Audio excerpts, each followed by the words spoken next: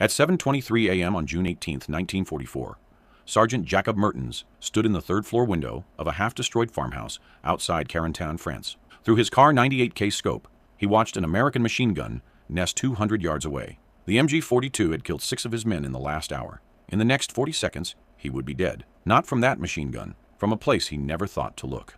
3 miles west, Technical Sergeant Raymond Kozlowski sat motionless inside a grain silo. Not near it, inside it. He'd been there for 11 hours. No food, no water, a bucket for waste. His Springfield M1903A4 rested on a sandbag. He'd dragged up a rusted ladder in darkness. Through a hole he'd cut with tin snips, he could see the entire German defensive line. 37 positions, 14 officers identified by insignia and behavior. In the last 6 days, he'd killed 23 of them. The Germans knew someone was hunting their leadership. They'd sent patrols, searched buildings, questioned civilians. They never looked up at the silos. Farm equipment wasn't tactical terrain. That assumption would cost them the Cotentin Peninsula. Kozlowski watched Mertens through his scope, saw the sergeant's mouth move, giving orders. The German leaned forward, pointing toward the American lines. Kozlowski's crosshairs settled on the iron cross below Mertens's collar. He exhaled halfway, held, squeezed. The Springfield kicked. Mertens dropped. The 24th kill. What happened next wasn't in any army manual. It was farm logic applied to warfare, the kind of thinking that comes from fixing tractors, not from West Point. By the time the 82nd Airborne pushed through Carentan, German command structure had collapsed. Officers refused field positions. Sergeants led from behind cover. Radio discipline deteriorated into chaos. All because one dairy farmer from Wisconsin understood something about elevation, patience, and rural infrastructure that no military strategist had considered. This is the story of how an innovation born from agricultural life killed 28 enemy officers, saved an estimated 200 American lives, and created a doctrine the U.S. Army still teaches today. A doctrine they never officially credited to the man who invented it. Raymond Kozlowski never received a medal for what he did in those silos. He never wanted one. But other snipers wanted to know his secret, and when he finally told them, it spread like a barn fire across the European theater. Raymond Kozlowski grew up in Sheboygan County, Wisconsin. His father owned 80 acres of dairy land. Ray was the second of 5 sons, which meant he did the work nobody else wanted. Mucking stalls, fixing fence, climbing into silos to break up clogged grain. That last job was the one everyone hated. Dark, claustrophobic. 40 feet up a rusted ladder with a sledgehammer, and a prayer that the silage wouldn't shift and bury you. Ray did it without complaint. He'd spend hours up there, alone with his thoughts, and the smell of fermented corn. He learned to shoot groundhogs at his uncle's farm, pests that dug holes cattle could step in. His uncle paid a nickel per tail. Ray was 13 when he shot his first one at 200 yards. His uncle checked the distance himself, walked it off, couldn't believe it. By 15, Ray was the best shot in the county. He won the state youth competition in 1937. Took home a trophy his mother kept on the mantle. His father was less impressed, said shooting was fine, but cows needed milking. When war came in 1941, Ray was 22 and exempt. Essential agricultural worker. His father needed him, but 3 of Ray's cousins enlisted in the first month. One came home in a flag-draped coffin by spring. Ray couldn't shake the guilt. In October 1942, he walked into the recruiting office in Sheboygan. His father didn't speak to him for 2 weeks. Basic training at Camp McCoy. Marksmanship instructors noticed him immediately. Every target center mass, every distance. Instructors asked where he'd learned. He said groundhogs. They sent him to sniper school at Fort Benning. Graduated second in his class. First was a competitive shooter from Colorado. Ray didn't care about rankings. He cared about effective range and won compensation. By April 1944, he was in England with the 82nd Airborne Division, assigned to headquarters company as a designated marksman. Most snipers worked alone or in pairs.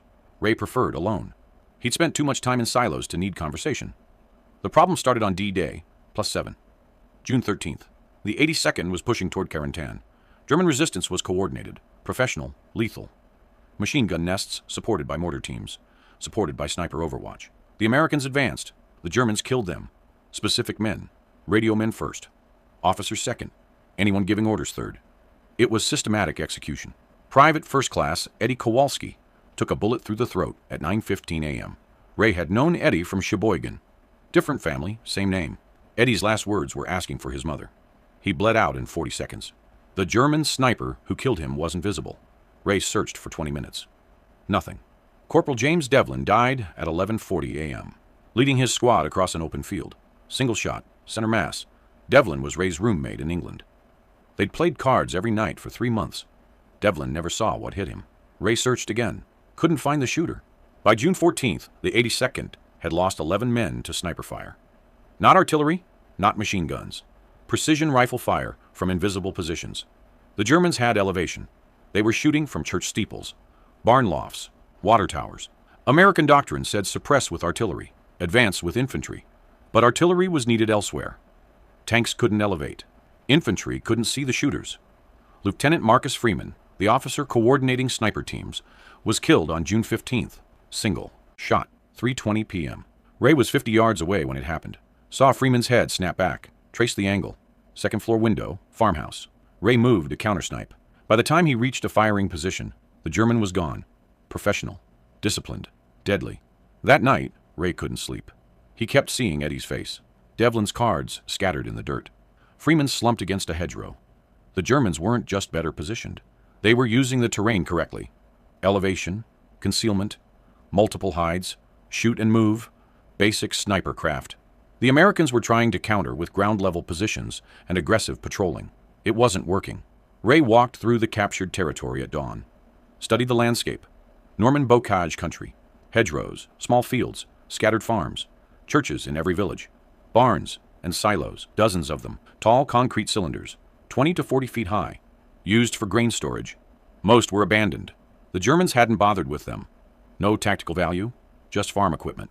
Ray stopped at one, old concrete construction, 32 feet tall by his estimate, rusted ladder on the exterior.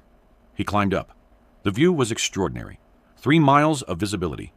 Every hedgerow, every crossroads, every building the Germans were using. He could see their sniper positions. Church steeple, 2 miles north. Barn loft, 1 mile east. Water tower, 1.5 miles northeast. From here, they were all exposed. The interior was dark. Smelled like old grain and bird droppings. A rusted hatch at the top led inside.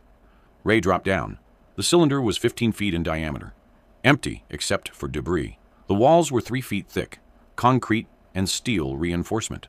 Small ventilation slots every 10 feet up the wall. 6 inches wide, 4 inches tall. Ray looked through one. Perfect. He could see out. Nobody could see in. He climbed down. His mind was racing. Every silo in Normandy was a ready-made sniper hide. Elevation, concealment, structural protection. The Germans were using buildings. Buildings were obvious. Silos were invisible. Farmers didn't think about them. Soldiers didn't either. But Ray had spent half his teenage years inside them. He knew their advantages. He also knew their dangers. Silo shooting wasn't in the manual. The Army trained snipers for ground hides, building positions, natural camouflage. Nobody taught vertical concrete tubes. Ray would have to figure it out himself. And if he was wrong, if he got trapped up there, he'd die. Alone, in the dark. Like being buried in grain, he spent June 16th preparing.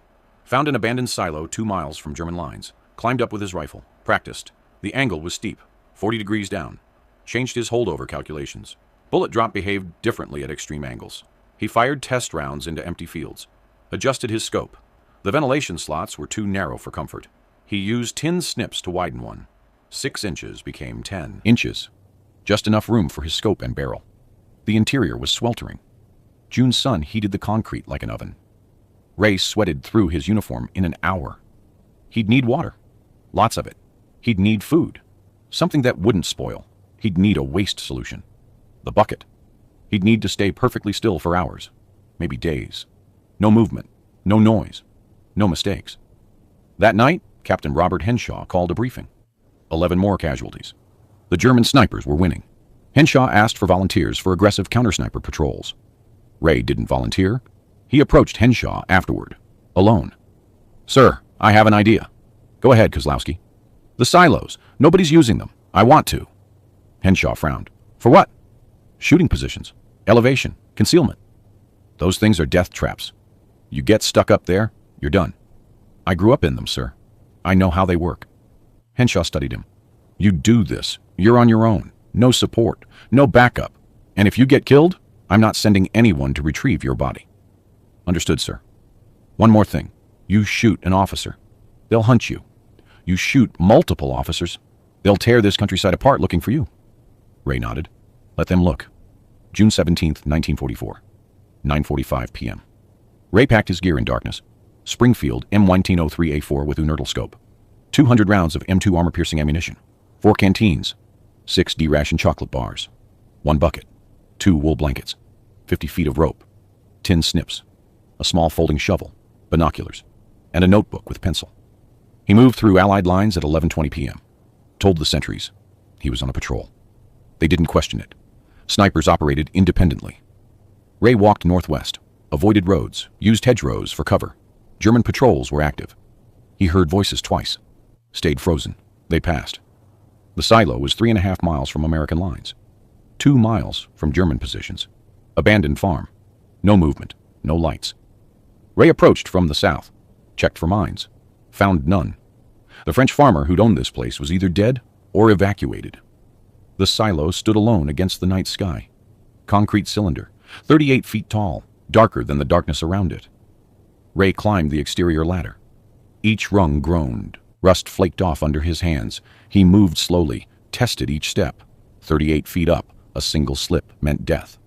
At the top, the hatch was stuck.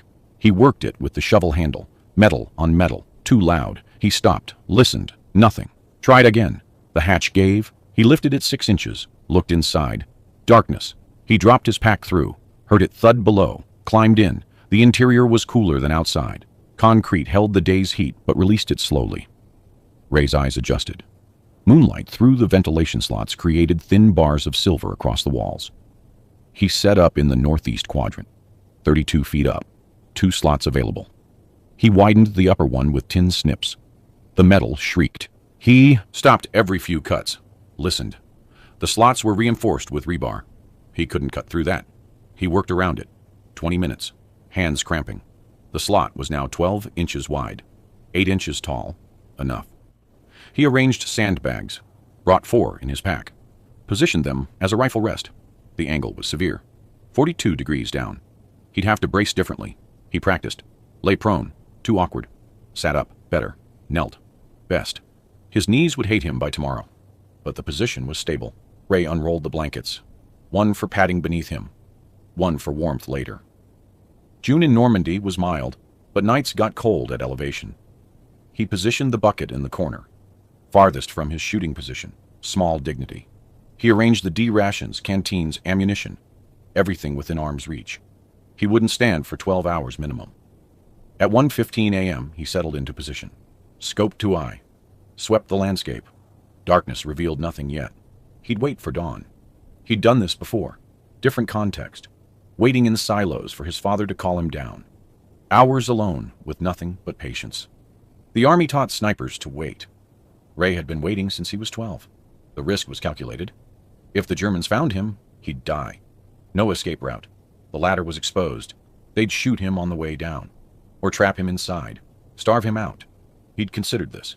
Decided it didn't matter. Eddie was dead. Devlin was dead. Freeman was dead. 11 others were dead. Ray could stop more deaths. Or he could die trying. The math was simple. Court-martial wasn't a concern. Henshaw had approved the concept. On your own wasn't the same as forbidden. But operating this far forward without support violated protocols. If Ray was captured, it would reflect on the 82nd. Henshaw had deniability. Ray had none. He didn't care. Regulations hadn't saved Eddie. By 2 a.m., his knees ached. He shifted weight, found a better angle. The concrete was cold. The blanket helped. He ate half a D-ration bar, drank water, checked his scope. The reticle was clear. He'd zeroed it at 300 yards. Most of his shots would be further. He'd compensate. Sleep wasn't possible. Too much adrenaline. Too much anger. Ray stared into the darkness and thought about groundhogs. How they'd freeze when threatened. How he'd learned to wait them out. Patience was the weapon, not the rifle. The rifle was just the tool. Patience was what separated farmers from city boys. You couldn't rush a harvest. You couldn't rush a shot. At 4:47 a.m., the sky began to gray. Ray watched the landscape emerge. Hedgerows first, then buildings, then roads. By 5:30 a.m., he could see German positions. Church steeple, barn, farmhouse. Exactly where he'd mapped them. Exactly where his targets would be. At 6:12 a.m., a German soldier emerged from a farmhouse. Ray watched through his scope. Wehrmacht uniform, rifle slung. The soldier walked to a well, drew water, drank. Ray didn't shoot. Enlisted men weren't. The target Officers were. Officers made decisions. Officers coordinated defense. Officers kept soldiers alive. Remove officers, and the system collapsed. At 6:58 a.m., a different man emerged. Feldwebel insignia. Sergeant. Ray watched him. The sergeant carried a map case, walked with purpose, entered a different building. Headquarters function. Still not the primary target. But worth noting. At 7:19 a.m., Lieutenant Klaus Becker stepped out of the church. Ray knew him by reputation. Aggressive, competent, responsible for at least 6 American deaths. Becker wore his officer's cap, carried binoculars. He walked into the open, scanned the American lines, elevated his binoculars, studied something. Ray's crosshairs settled on Becker's chest. Range 820 yards. Wind 3 to 5 miles per hour, left to right. Angle 40 degrees down. Ray adjusted his point of aim. 4 inches right, 2 inches high. He controlled his breathing. In, out, halfway, hold. His finger touched the trigger, pressed. The Springfield fired. The shot echoed inside the silo like a cannon. Ray's ears rang. He didn't care. Through the scope, he saw Becker fold. The German officer grabbed his chest, fell backward. 2 soldiers rushed to him. Too late. Ray watched them drag Becker inside. Medics wouldn't help. The M2 round had punched through Becker's sternum and out his back. Ray cycled the bolt, ejected the casing, caught it. No evidence. He settled back into position, waited. The Germans would react. He needed to see how. At 7:45 a.m., German activity increased. Soldiers moved between buildings. Cautious now. Becker's death had created confusion. Ray watched officers emerge. Brief. Retreat inside. They were trying to coordinate a response. Standard doctrine. Locate the shooter. Suppress. Assault. But they didn't know where to look. American lines were 900 yards south. Becker had been shot from the east. They searched eastern buildings, found nothing, sent patrols. Ray watched them move through hedgerows. They searched barns, farmhouses, a church, never looked at the silos. At 8:33 a.m., Hauptmann Werner Schultz exited a stone farmhouse. Ray recognized the insignia through his scope. Captain, Wehrmacht. Schultz carried a radio handset. He was coordinating with higher command, reporting Becker's death, requesting artillery support or air reconnaissance. Ray waited. Schultz moved into the open, held the handset to his ear. Range, 1,040 yards. Wind, 5 miles per hour, quartering. Angle, 38 degrees down. Ray adjusted. 6 inches right, 3 inches high. Breathed. Fired. The Springfield barked. Schultz dropped the handset, clutched his throat. Went down. 2 kills. 94 minutes. Ray cycled the bolt. The Germans were panicking now. Radio chatter would be frantic. 2 officers down. Unknown shooter. Unknown position. Ray watched soldiers scatter. Some took cover. Some sprinted between buildings. Chaos was setting in. At 9:15 a.m., Sergeant Jacob Mertens appeared in a third-floor window. Machine gun position. Mertens was directing fire toward American lines. Ray had seen him before. Aggressive, effective, responsible for multiple casualties. Mertens leaned forward, pointed, gave orders. Range, 780 yards. Wind, 4 miles per hour, left to right. Angle, 44 degrees down. Ray adjusted. 3 inches right, 1 inch high. Fired. Mertens's head snapped back. The sergeant disappeared from the window. Ray didn't wait to confirm. He knew. 3 kills. 2 hours, 28 minutes.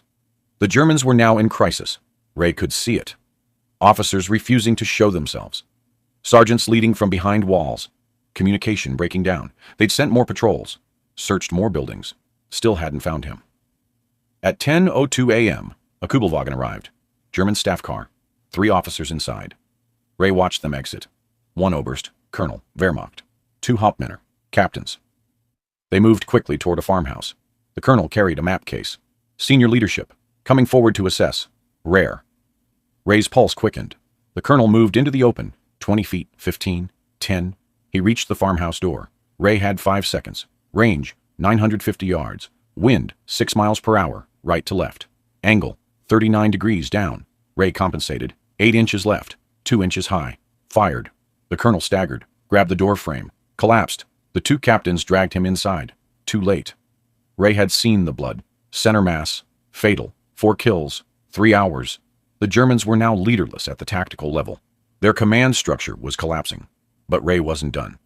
Throughout the day, he waited, watched, learned their patterns.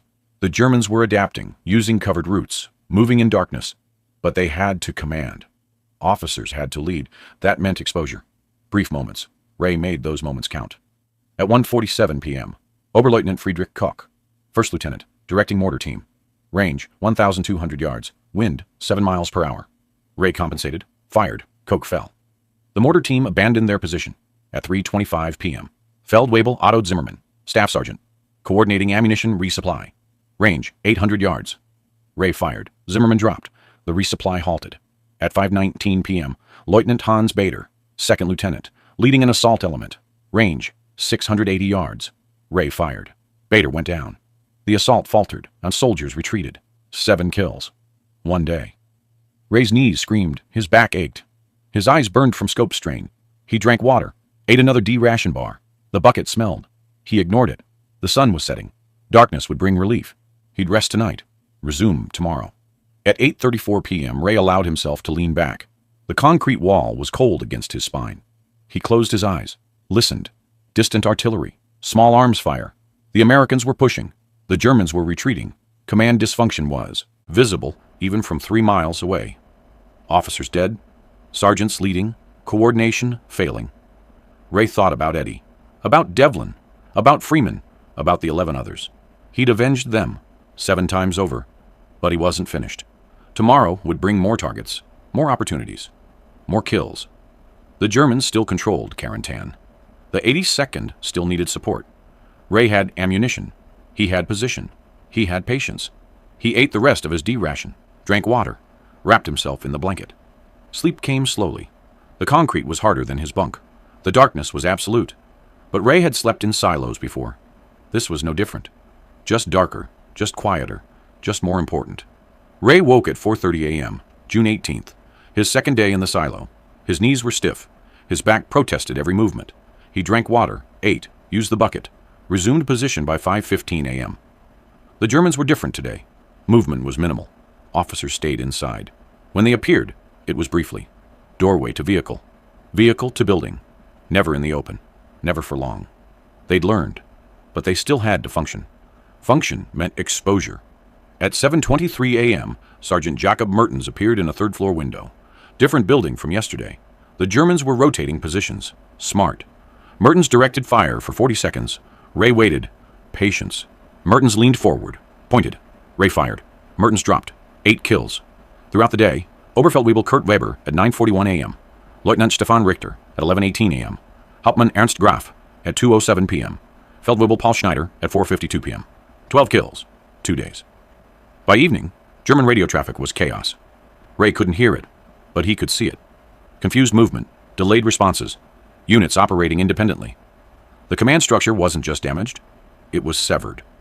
On June 19th, Staff Sergeant Thomas Tommy Reeves was scouting German positions from a hedgerow. He watched an officer emerge from a farmhouse, watched the officer's head snap back, watched him fall. Reeves scanned for the shooter. American lines? No angle. Buildings? No movement. He was confused. That afternoon, 3 more officers died the same way. Reeves counted. 16 German officers in 3 days, all precise shots, all from an unknown position. Someone was hunting them. Someone effective. Reeves asked around. Nobody knew. Kozlowski was on a long-range patrol. That was all anyone said. On June 20th, Reeves found Captain Henshaw. Sir, what's happening to the German officers? Henshaw looked at him. What do you mean? They're dying. 16 in 3 days. Precision shots. Unknown shooter. Henshaw nodded slowly. Keep that observation to yourself, Sergeant. Who's doing it? Someone who understands farming. Reeves didn't understand, but he stopped asking. That night, he watched a silo in the distance. Watched it for 20 minutes. Saw nothing. But the next morning, another German officer died, and Reeves noticed the silo was in the correct position for the angle. He climbed a tree, looked at the silo through binoculars, saw nothing, but he understood. 2 days later, Reeves approached Ray at the command post. Ray had returned for resupply. 16 days in the field, 23 confirmed kills. Reeves asked quietly, "The silos?" Ray looked at him. "What about them?" "That's where you're shooting from." Ray said nothing. "How?" "I grew up in them." "Can anyone do it?" "Anyone who's not claustrophobic." Reeves nodded. I grew up on a ranch. I'm not claustrophobic. Then find a silo. Bring water. Bring patience. By June 22nd, Reeves was in position 2 miles east of Ray's location. Different silo. Different sector. He killed his first officer on June 23rd. His second on June 24th. Word spread among the snipers. Quiet conversations. No official channels. Kozlowski's using silos. 30-foot elevation. Perfect concealment. Germans never check them. By June 25th, 4 American snipers were operating from silos across the Cotentin Peninsula. By June 28th, 9. By July 2nd, 17. The Germans noticed. Their intelligence reports mentioned elevated American snipers. They searched buildings, water towers, church steeples, found nothing. Never considered silos, farm equipment, agricultural infrastructure. Irrelevant. On July 4th, Oberleutnant Hans Dieter of the Luftwaffe Reconnaissance Wing flew over Normandy. He photographed American positions, standard procedure. But his analyst noted something unusual. Multiple silos within 3 miles of German lines. The analyst dismissed it. Farm structures, no tactical value.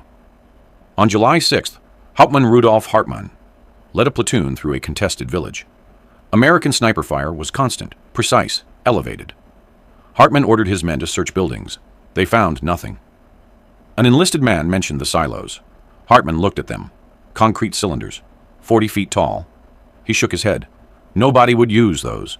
Too exposed, too trapped. He was wrong. That afternoon, Hartmann was killed by a shot from 800 yards. The shooter was in a silo Hartmann had walked past that morning. By mid-July, German officers in Normandy were operating under new protocols. Never appear in open terrain. Never elevate. Never stand still. Radio communications became coded. Field commands were whispered. The Wehrmacht's tactical effectiveness degraded. Not from American firepower, from American patience. From farmers who understood elevation and agriculture better than generals understood tactics. Sandbag assembly positioned himself